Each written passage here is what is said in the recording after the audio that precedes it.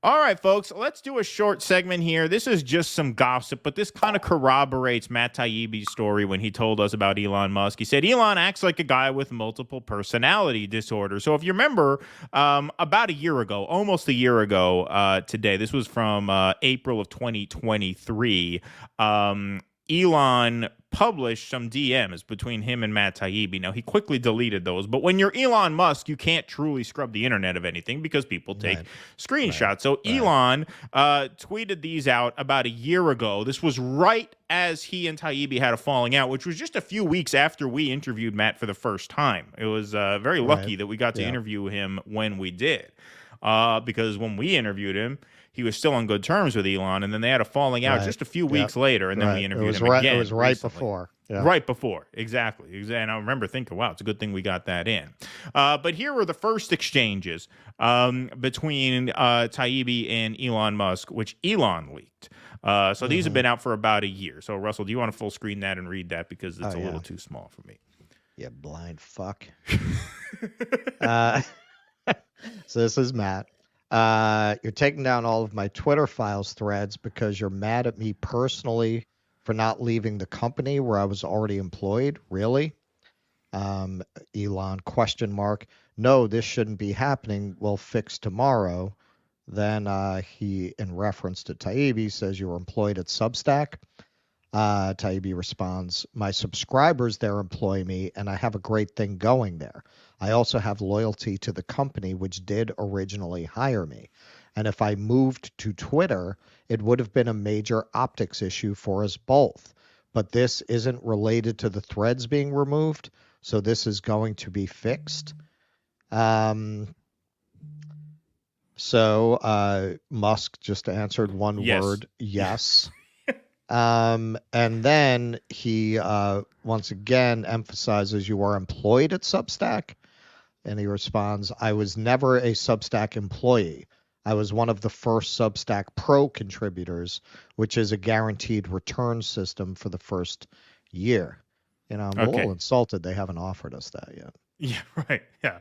So now Taibbi tweets out, since Elon Musk published parts of these conversations, I might as well include others. I was under a blanket search ban at one point, and a lot of my 1.9 million followers still don't see my content. This is a year. Honestly, I didn't even know he was still on there. I thought Elon pulled him off there entirely. I don't see him on Twitter. He's still on, but he hardly uses it because he's shadow banned. He's throttled. I mean, during the Twitter files, Taibbi's was like the hottest Twitter account on the platform. He would tweet something out within seconds. That thing had thousands of engagements. He tweeted out that we were live with him, and the live stream on that platform got thousands of views. I think we got 10,000 views on Twitter alone because he tweeted it out. It was amazing. But he tweeted out, this is part of the conversation. So Elon tweeted some parts. Now, these are the parts that Taibbi is going here. Elon, am I being shadow banned? Elon says, we went on lockdown after discovering that Substack had stolen a massive amount of our data to pre-populate their Twitter ripoff. Looks like there is still a blanket search ban. Should be fixed by tomorrow. Meanwhile, he's still fucked a year later. Going forward, tweets with Substack will not appear in For You unless it is paid advertising, just like Facebook, Instagram, etc. They will appear in following. This is why what this dirtbag did is so horrible, because he makes it impossible to promote your Substack articles on this site, in which we've said. Now, here's where it goes. Elon, I've repeatedly declined to criticize you and have nothing to do with your beef with Substack. Is there a reason why I'm being put in the middle of things? This really seems crazy. Elon writes back, you are dead to me. Please get off Twitter and just stay on Substack. This is about the Substack thing. Seriously. You know, you said we wouldn't have a chance to use this tonight, but I think we do. Fuck at the moon. By popular request. By popular request. You are dead to me. Wow, what a lunatic. When we interviewed Taibbi, he said Elon act like a guy with multiple personalities. He said, you know, he could be nice one second, he'd be a vicious scumbag the next second. Those are not his words. That's my categorization of his words.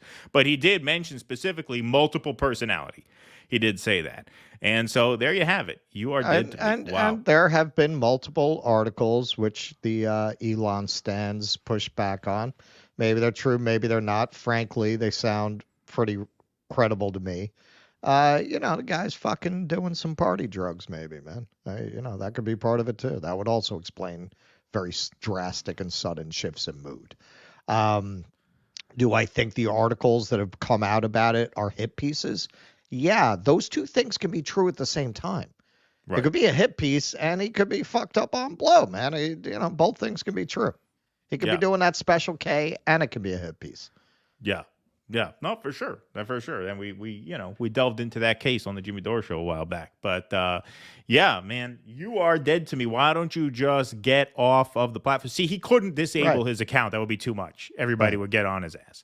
But he basically shadow banned him out of relevancy on that platform, took Substack down with it.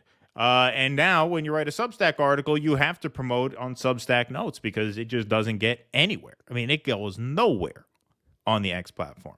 Even like the Seymour Hersh pieces, they were big enough, to the point where they got a little bit of traction, but not much. Those didn't go viral on X, those were elsewhere. And so, if you're for free speech, I mean, Substack, along with Rumble, is one of the real vital free speech platforms because it's multimedia. You can post video, audio podcasts, and written pieces. And it's a hugely valuable asset for anyone who cares about free speech, because you can do anything you want on there.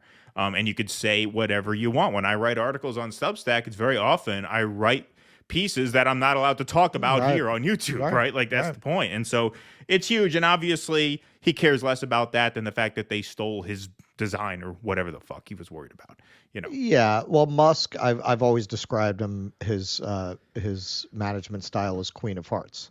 Right. It's very schizophrenic. It's very unstable. It's very off with their heads, depending on his mood that day.